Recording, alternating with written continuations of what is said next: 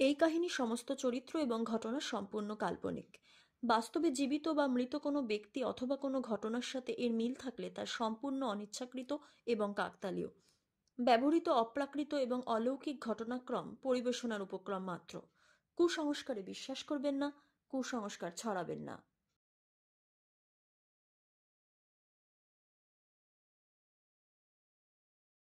নমস্কার, আপনারা শুনছেন 221B হ্যারিসন রোড।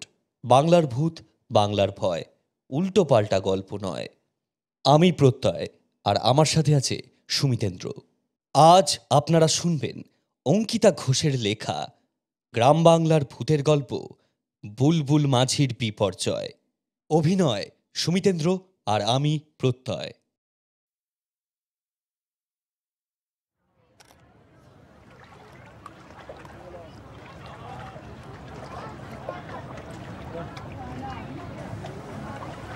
বেকি নদীর ঘাটে যাওয়ার রাস্তায় সারি সারি দোকান সাজিয়ে বসে আছে কিছু মানুষ।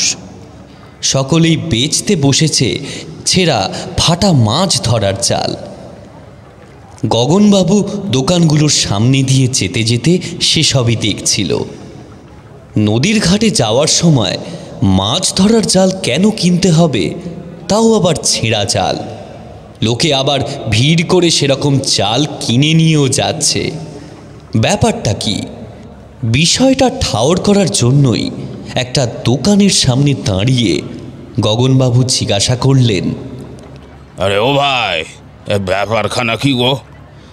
তোমাদের এখানে নতুন জাল দিয়ে লোকে মাছ টাছ ধরে না নাকি? এই ছেঁড়া জাল এত ঘটা করে বেচতে বসেছ কেন তোমরা? ব্যাপারখানা কি বলো তো একটু।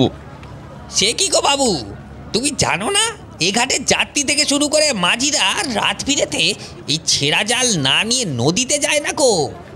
কেন রাত্রিবেলা ছেঁড়া জালের ফুটো দিয়ে মাছ গলে না বুঝি? দোকানদারের বয়স অল্প। সে অবাক হয়ে গগনবাবুর দিকে তাকিয়ে বলল, বাঘ এই ছেঁড়া জাল দেখলে ভয় পায় যে। এখানে বাঘের ভীষণ উপদ্রব ছিল এককালে, তাই এখনও এরকম ছেঁড়া মাছ ধরা জাল নিয়ে নদীতে যাওয়ার প্রথা রয়েছে। বাঘ? হ্যাঁ, সেইটা আবার কি? বাঘ ভূতের নাম শোনেননি? তা কী করে শুনবো? আমি তো কলকাতা থেকে কয়েকদিন আগে এই বোনের বাড়িতে ঘুরতে এসেছি। শুনেছি এখানে নৌকা ভাড়া করা যায়, তাই তো এই ঘাটে এলাম। আমার অনেক দিনের ইচ্ছে নৌকা চড়ে নদীর ওপর ঘুরে বেড়ানো। তাহলে তো বাবু আপনাকে এই ছেঁড়া জাল একটা নিতেই হবে। এই জাল না নিলে বুলবুল ছাড়া আর কোনো মাঝি আপনাকে নৌকায় উঠতে দেবে না। তা কী করে হয়? আমি এখানে আর কদিনই বা থাকবো? এই ছেঁড়া জাল নিয়ে আমি করবই বা কি? না না, আমি হিসেবি মানুষ, বুঝলে? এরকম বেকার খরচ আমি করতে পারবো না। তাছাড়া এসব কুসংস্কারে আমার বিশ্বাস নেই, বুঝলে? তুমি জানো কি বললে? ওই বুলবুল ছাড়া আর কোনো মাঝি নৌকায় উঠতে দেবে না। তো বুলবুলটা কে বাবা? ও এখানকার এক মাঝি। এখান থেকে অনেকটা সোজা হাঁটলে নদীর ধারেই দেখতে পাবেন ওর কুটির আছে। ওর নাম বললে যে কেউ চিনিয়ে দেবে। ওই একমাত্র মাঝি যে জাল টাল ছাড়া রাত বিরেতে নৌকো চালায়। বেটার অনেক সাহস, মরবে যখন বুঝবে। ও, কিন্তু বাবু, যদি সত্যি বাঘের খপ্পরে পড়েন তাহলে কিন্তু আর বেঁচে ফিরতে পারবেন না।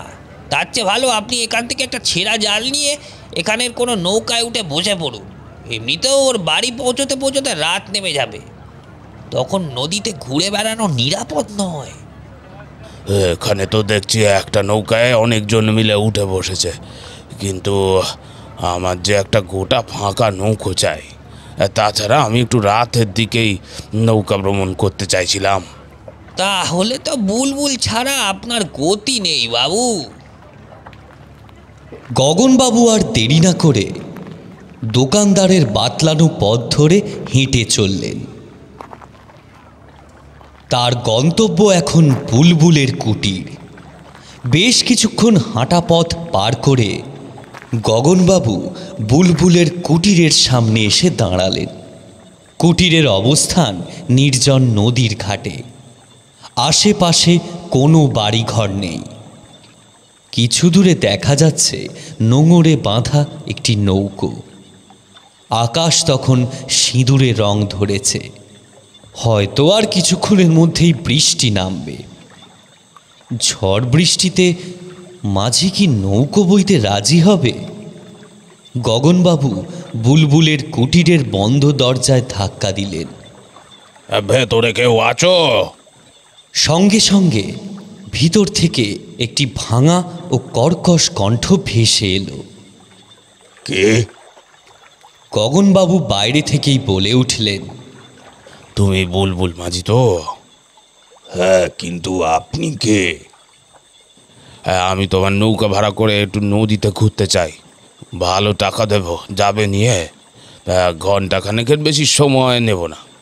এবারে ভিতর থেকে কোনো উত্তর এলো না।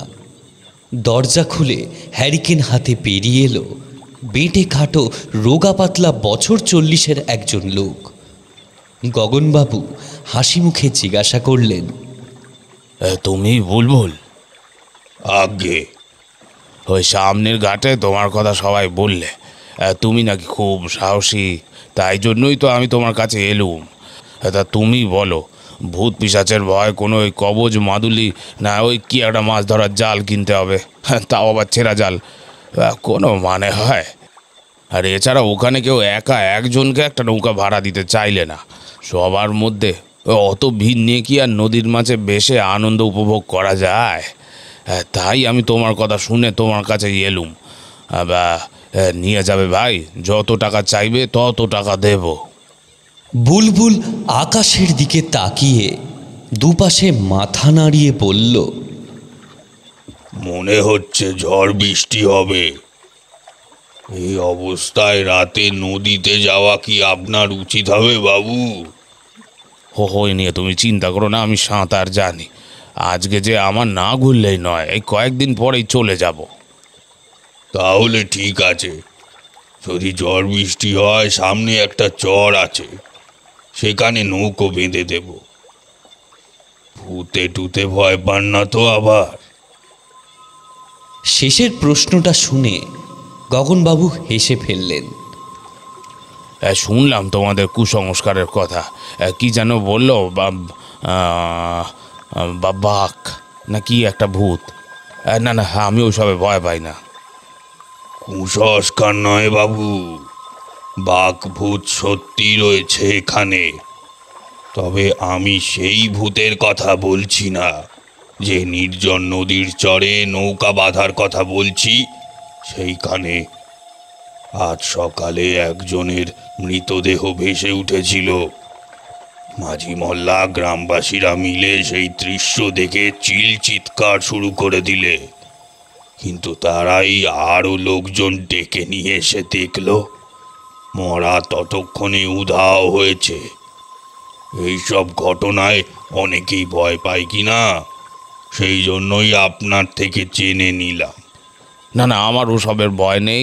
তুমি বরং এখনই রওনা দাও বাপু, ভোর হওয়ার আগে আমাকে ফিরতে হবে।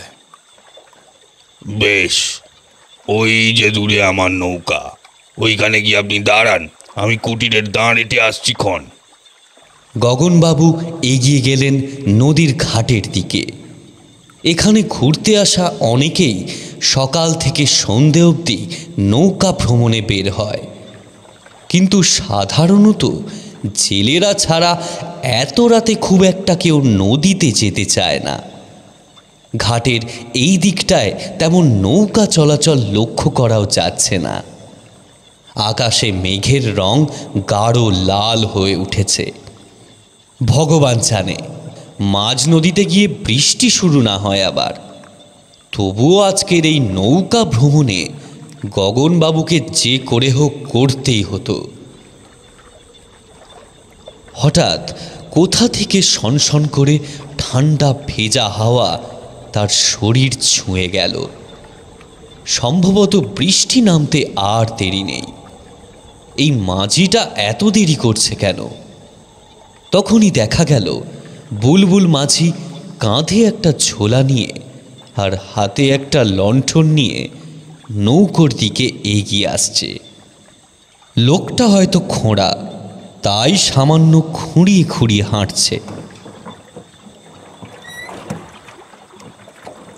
কিছুক্ষণের মধ্যেই নৌকো নদীতে নামিয়ে ফেলল বুলবুল। নৌকোয় উঠে বসলেন গগনবাবু। জলে ডুবন্ত দাঁড় দুবার নাড়াতেই নৌকো জলে ছলাৎ ছলাৎ শব্দ করে এগিয়ে চলল। এমন রাতেই তো নৌকো ভ্রমণে আরাম। গগনবাবু প্রাণ ভরে নিঃশ্বাস নিলেন। এবারে তিনি নিজে থেকেই বুলবুলের সঙ্গে গল্প জুড়লেন। আচ্ছা বুলবুল, তুমি কতদিন নৌকা চালাচ্ছ? আমার বাপও মাঝি ছিল। ছোট থেকে বাবাকে নৌকা চালাতে দেখেছি। বাবা মরে যাওয়ার পর নিজে নৌকার হাল ধরেছি। এখন মা বাপ কেউই বেঁচে নেই। এক বোন ছিল, তার বিয়ে হয়েছে ভুবনেশ্বরে। সে আজ প্রায় 10-12 বছর আগে। এখন সংসারে আমি একাই রয়েছি। গগনবাবু হঠাৎ প্রসঙ্গ পাল্টে বলে উঠলেন, আচ্ছা, এখানে এসে থেকে এই বাঘের কথা শুনে চলেছি। ব্যাপারটা কি বলো তো? বাপের জন্মে তো এমন কোনো ভূতের নাম শুনিনি। সে কি বাবু, আপনি বাকের নাম শোনেননি? না, এখানে এসেই তো প্রথম শুনলুম। ঘাটে দেখলুম যে ছেঁড়া মাছ ধরার জাল নিয়ে সবাই নৌকায় উঠছে। ব্যাপারটা ঠিক বোধগম্য হলো না, বুঝলে? বাঘ ভূতকে ওই রকম ছেঁড়া জাল দিয়েই কাবু করতে হয় বাবু। তাই নাকি? এ তো জীবনে প্রথম শুনছি তোমার কাছে। তোমাদের এই অঞ্চলে বাঘ ভূতের কোনো প্রচলিত গল্প টল্প আছে নাকি? তা আছে বই কি। হ্যাঁ, এমন রাতে নৌকায় বসে মাঝ নদীতে ঠান্ডা হাওয়া উপভোগ করতে করতে ভূতের গল্প শুনতে পেলে মন্দ হয় না। আচ্ছা, এই এই বাঘকে সবাই যখন এখানে ভয় পায়, তা তুমি কেন পাও না? আমার ভয় করে না, তার একটা কারণও আছে বটে। আপনাকে দেখে ভালো লোক মনে হচ্ছে, আপনাকে সেই কথা আমি বলতেই পারি। হ্যাঁ, বলো বলো, আমি কাউকে বলবো না। সে বললেই বা কি, বললেও কেউ আপনার কথা বিশ্বাস করবে না। দাঁড়ান, নৌকাটাকে একটু সামলে নিন, তারপর আপনাকে আমার জীবনের একটা গোপন আর একেবারে হাড় কাঁপানো ভয়ানক গল্প শোনাবো। নৌকো বাইতে বাইতে সেই রকম অদ্ভুত কর্কশ গলায় বুলবুল বলতে শুরু করলো। আমার ছোটবেলা কেটেছে জেলে পাড়ায়। বিকি নদীর ঘাট থেকে কিছুটা দূরেই রয়েছে সেই জায়গা। তাই ছোট থেকেই বাঘের কথা আমরা শুনে শুনেই বড় হয়েছি। আগে নাকি এসব অঞ্চলে বাঘ ভূতের ভীষণ প্রভাব ছিল।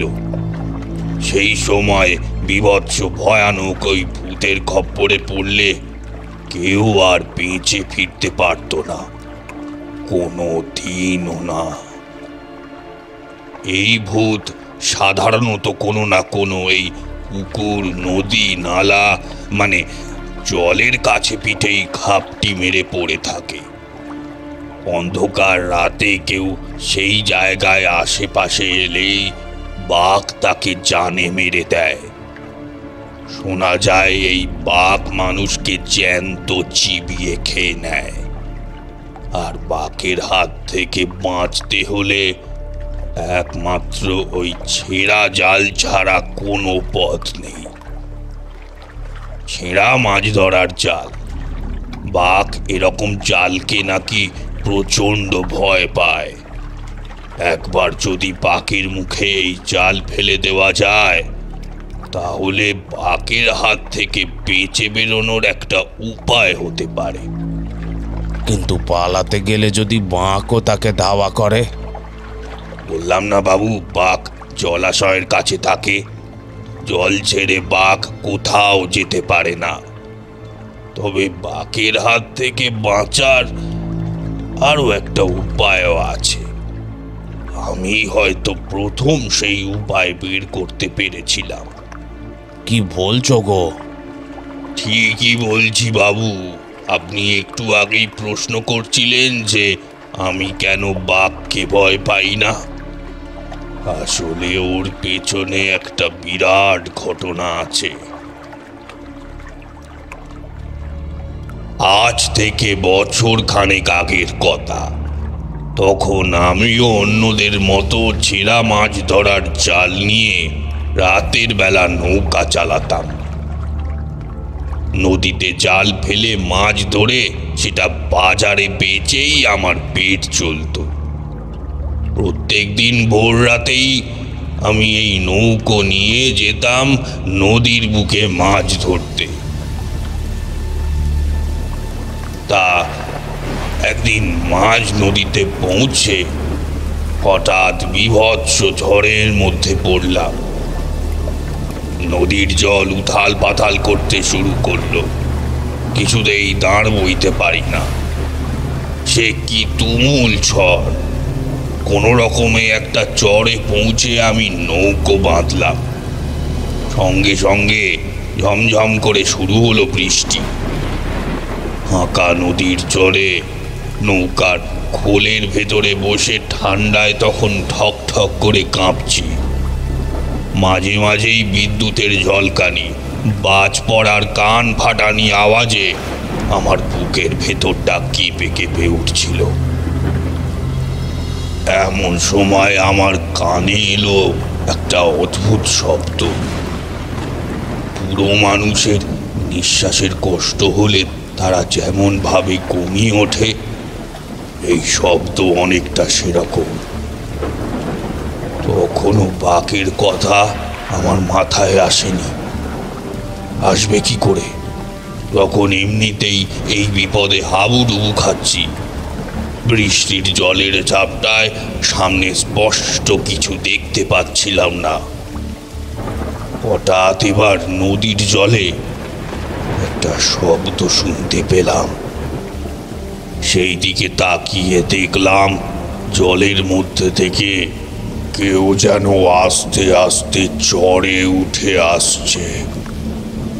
বাজ পড়ার সঙ্গে সঙ্গে দারুণ বিজলির ঝলকানিতে আমি দেখতে পেলাম নদী থেকে একটা কুঁজো মতো প্রাণী প্রায় 4 হাত পায় হামাগুড়ি দিয়ে উঠে আসছে চড়ে।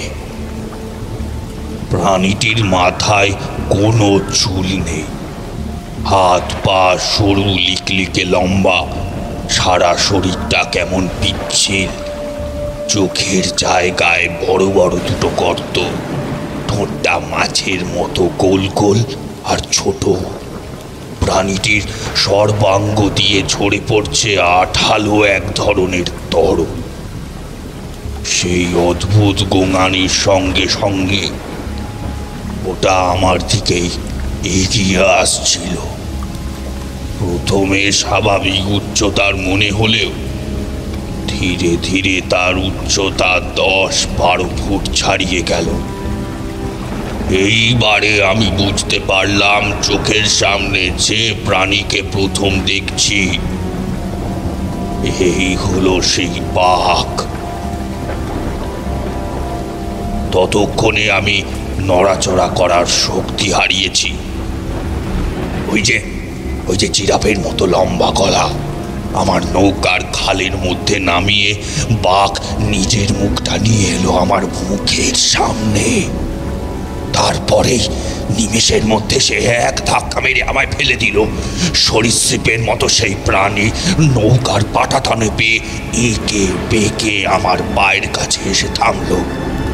তারপর 2 হাতের আঙুল দিয়ে নিজের ছোট ঠোঁটটাকে দুপাশে টেনে ধরে চড় চড় শব্দ করে চিরে বড় করে আচমকা সে একটা কামড় বসিয়ে দিল আমার ডান পায়ে। যন্ত্রণায় আমি ছটফট করছিলাম, কিন্তু যতই তার কামড় থেকে নিজেকে বাঁচানোর চেষ্টা করছিলাম, সে আরো জোরে আমার পা কামড়ে ধরে রইল। তখন আমার মনে পড়ল মাছ ধরার ছেঁড়া জালের কথা। হাতের কাছে একটা বড় পাথর তুলে আমি ওটার মাথায় মারলাম। বীভৎস চিৎকার করে সে আমাকে ছেড়ে দিতেই আমি কোনো রকমে ঘুরিয়ে ঘুরিয়ে শরীরটাকে দু হাত দিয়ে টেনে টেনে নৌকার ও মাথার কাছে গিয়ে দেখলাম কোনো জালই নেই। ওখানেই জাল থাকতো। সর্বনাশ! নিশ্চয় ঝড়ের মধ্যে সেটা এদিক ওদিক পড়ে গিয়েছে। অন্যদিকে সেই অদ্ভুত প্রাণীটা মুখ থেকে সেই অদ্ভুত শব্দ করতে করতে আমার দিকে এগিয়ে আসছিল। আমি নৌকার মধ্যে সেটে বসে রইলাম। ভয়ে আমার প্রাণ পাখি উড়ে যেতে বসেছে। এমন সময় আমি খেয়াল করলাম বাঘের কোমরের কাছে ঝোলানো আছে একটা অদ্ভুত ধরনের থলি। শুনেছিলাম বাঘের সেই থলিতেই তার সমস্ত শক্তি লুকানো থাকে। মরতে যখন হবে একটু চেষ্টা করেই মরা ভালো। বাঘ আমার কাছে আসতেই মনের সমস্ত জোর দিয়ে এক লাফে নিমেষের মধ্যে বাঘের কোমরে বাঁধার সেই ঝুলিটা টেনে ছিঁড়ে নিলাম। অমনি ঘটে গেল আরো এক অদ্ভুত ঘটনা। প্রাণীটিকে কিরম অদ্ভুত কিম্ভূত দেখতে। ছোট হতে হতে একটা বিলাইয়ের মতো প্রাণীতে পরিণত হয়ে আমার পায়ের কাছে এসে গুটিয়ে বসে রইল।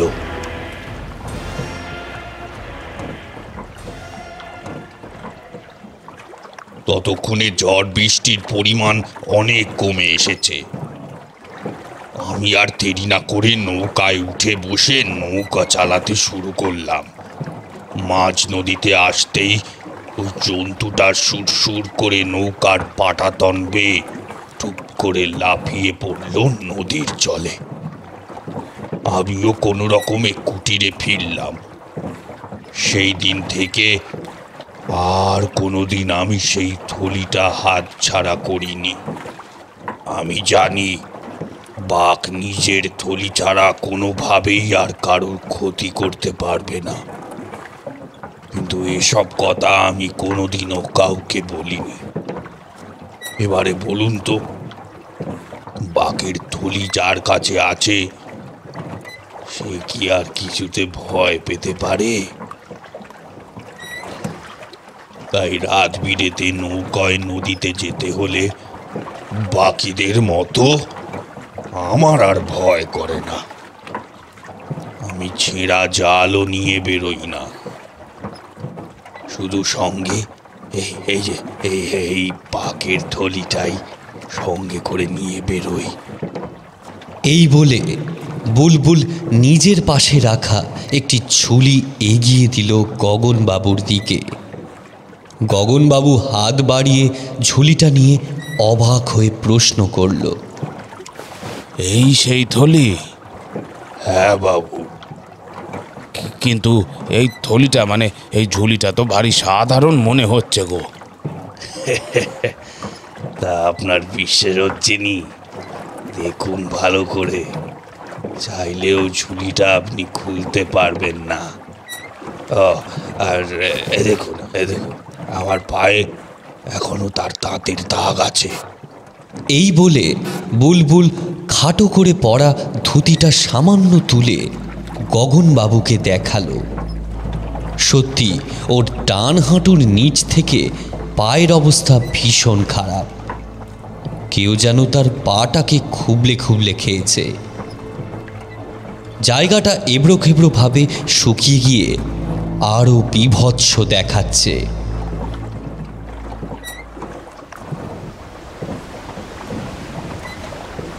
হঠাৎ নদীর বুকে উত্তাল হাওয়া ওঠে। ঝড় শুরু হলো। ঝিরিঝিরি বৃষ্টির সঙ্গে বজ্রবিদ্যুৎ সহ কালচে নীল আলোর ঝলকানি। সঙ্গে তীব্র বজ্রপাতের শব্দে কানে তালা লেগে যায়। বুলবুল চেঁচিয়ে বলল, সামনেই ঝড় আসছে বাবু, সেখানেই নৌকা নিয়ে যাচ্ছি, আপনি সামনে বসুন। হ্যাঁ হ্যাঁ, তাই করো। বাপরে, এ নৌকা থেকে পড়ে যাব না তো মাঝি ভাই? যদিও সাঁতার টাতার জানা আছে, তবে এই উত্তাল নদীতে পড়লে কি আর সাঁতরে কুল কিনারা পাবো? ওরে বাবা রে! না না বাবু, চিন্তা নেই, আপনি চইয়ের ভেতরে বসেন। আরে বাবা রে, তুমি যা গল্প শোনালে ভয় আমার হাত পা ঠান্ডা হয়ে গেছে। আমি কিন্তু বাঘের পাল্লায় পড়তে চাই না বাবা বুলবুল। চিন্তা করবেন না বাবু, ওই ঝড়েই আমি বাঘের ঝুলি নিয়ে পালাচ্ছিলাম। ওখানে বাঘ থাকলেও সে আমাদের কোনো ক্ষতি করতে পারবে না। আপনি শুধু ওই ঝুলিটা শক্ত করে ধরে বসুন, আমি নৌকা পাড়ে লাগাই। নৌকো কোনো রকমে একটা নির্জন চরে লাগালো বুলবুল। শুরু হলো ঝড় বৃষ্টির দাপট। চরের গাছগুলো হাওয়ার ঝাপটায় এদিক ওদিক মাথা দোলাচ্ছে। মাঝে মাঝে বিদ্যুতের শানিত তরোয়াল আকাশের বুক চিড়ে বেরিয়ে পড়ছে। বিদ্যুতের গর্জনে নির্জন চরাচর গমগম করছে। বুলবুল গগনবাবুর উদ্দেশ্যে বলল, বাবু, একটু ভিতরের দিকে ঢুকে বসুন, চইয়ের মধ্যে বসলে এতটা বৃষ্টির দাপট সহ্য করতে হবে না। গগনবাবু তাই করলেন। বুলবুল আবার বলল, এই হাওয়ায় এখানে আলো জ্বালানো যাবে না, অন্ধকারেই থাকতে হবে বাবু। অন্ধকারে আমি ভয় পাই না, ভয় লাগে কেবল আলোতে। আচ্ছা বুলবুল, তুমি কি এই চরেই বাঁকের দেখা পেয়েছিলে? হ্যাঁ বাবু, এই চরে তেমন লোকজন তো আসে না।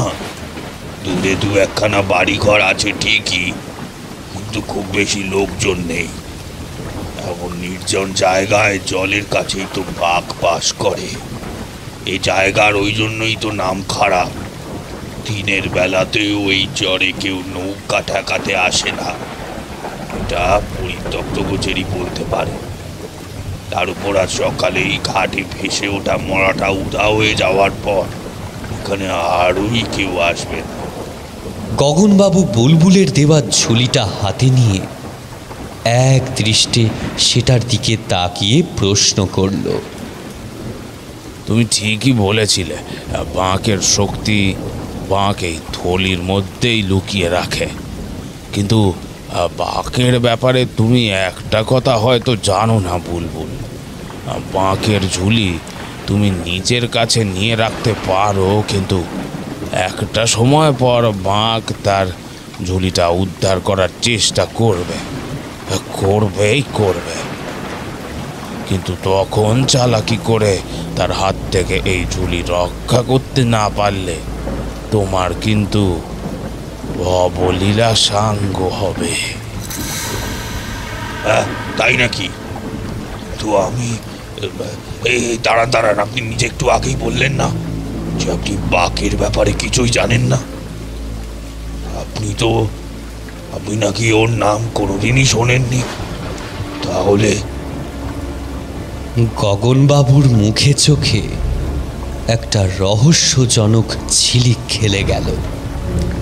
আমি আরো অনেক কিছু জানিয়ে বুলবুল। বাঁকের কোমর থেকে ঝুলি নিয়ে তুমি দুঃসাহস দেখিয়েছ, এরপর বাঁক কি তোমায় ছেড়ে দেবে ভেবেছ?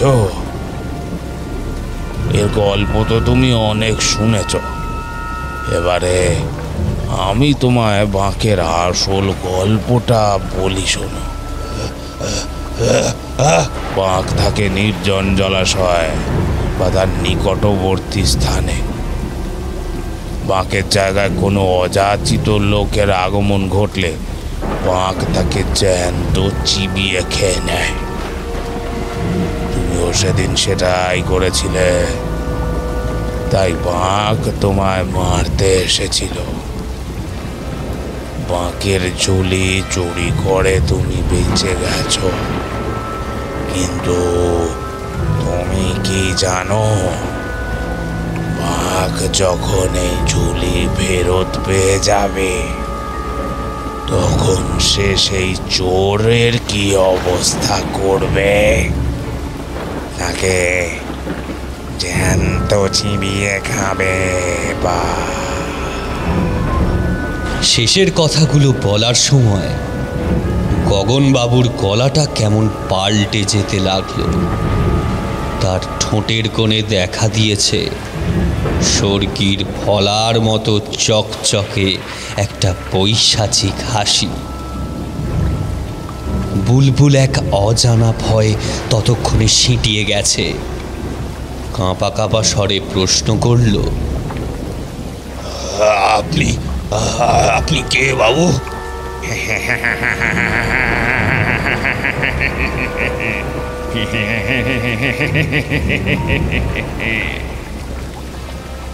বাঘ যে একটা সময় পর যে কোনো মরার শরীরে আশ্রয় করতে পারে তা কি তুমি জানতে বুলবুল? তুমি নিজেই তো বলেছিলে এই চরে বাঘ থাকে, আর সঙ্গে এটাও বলেছিলে আজ সকালে একজনের মৃতদেহ এই চরে ভাসতে ভাসতে এসে পড়েছিল। আবার হঠাৎ উধাও হয়ে গেছিল। তুমি কি জানো বুলবুল, সেই মরাটা কার ছিল? বুলবুল ঠক ঠক করে কাঁপতে লাগলো। গগনবাবু বললেন, ওটা ছিল এই গগন মিত্তিরে। আর সেই শরীরে আশ্রয় করে নিজের ঝুলি ফিরিয়ে নিতে তোমার কাছে কে এসেছে জানো?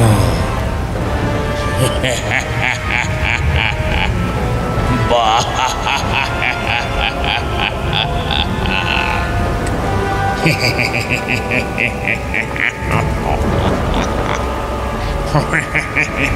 কি সর্বনাশ! বুলবুল নিজেই একটু আগে সেই ঝুলি গগনবাবুর হাতে দিয়েছিল। সে তো একটা জালও সঙ্গে করে আনেনি। এবার পথ কি করে দ্বিতীয়বার বাঘের হাত থেকে নিজের প্রাণ বাঁচাবে বুলবুল? বুলবুল নৌকো থেকে ছুটে পালাতে গেল, কিন্তু সে খোঁড়া মানুষ। চরের কাদামাটিতে নেমে একটু যেতে না যেতেই পা জড়িয়ে গেল। হাপুস হুপুস করতে করতে নিজের মুখ তুলে বুলবুল দেখল নৌকার খালের ভেতর গগনবাবুর নিথর দেহটা আস্তে আস্তে লুটিয়ে পড়ছে, এবং তার হাঁ করা মুখ থেকে বেরিয়ে আসছে দুজোড়া লিকলিকে স্যাঁতস্যাঁতে হাত। আস্তে আস্তে বুলবুলের চোখের সামনে গগনবাবুর মানব শরীর ফুঁড়ে বেরিয়ে এলো সেই ভয়ানক দর্শী বাঘ। নিজের জিরাফের মতো লম্বা গলাটা নামিয়ে বুলবুলের মুখের কাছে নিজের মুখটা এনে সেই বিকৃত দর্শী জীব নিজের ছোট্ট ঠোঁটটা 2 আঙুল দিয়ে চিড়ে দিল সেই নিস্তব্ধ চরে। প্রবল বর্ষর মুখর রাতে মেঘের গর্জন ও বিদ্যুতের গর্জনের আড়ালে হারিয়ে গেল বুলবুলের মরণ আর্তনাদ।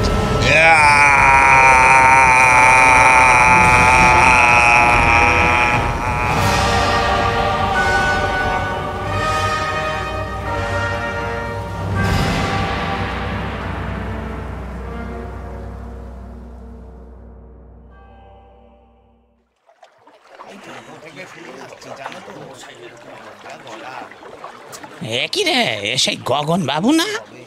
সেই তো দেখতাছি আমাগো মাস্টার মশাইয়ের বউয়ের বাপের বাড়ির লোক। এই কিছুদিন আগেই শহর থেকে এসেছিলেন। গতকাল তো এনারই লাশ ভাসতে দেখেছিলাম। লাশ দেখে ভয় পেয়ে সবাইকে ডেকে নিয়ে ঘাটে ফিরে এসে দেখি লাশ উধাও। কাল তার বাড়ির লোক তো কত খোঁজাখুঁজি করলে, কিন্তু লাশ পেলে না। আর আজ লাশ নিজে থেকে এখানে কি করে এলে বলতো?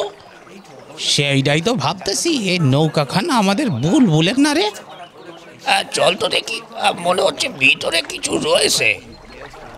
গ্রামের লোকেরা নৌকায় উঠে ছইয়ের ভিতরের মর্মান্তিক দৃশ্য দেখে চিৎকার করে উঠল। তাই তো দেখছি, তো রক্তারক্তি কাণ্ড। বাকি দেহখান কই গেল রে? বুঝলি না, বাকি দেহকান বাকে খেয়েছে রে, বাকে খেয়েছে। কতবার বুলবুল বেটার ছেলেকে চাল ছাড়া বেরোতে বারণ করছি, বেশ হয়েছে মরছে। চল চল পালাই পালাই, এই চলে বেশিক্ষণ থাকা ঠিক নয়।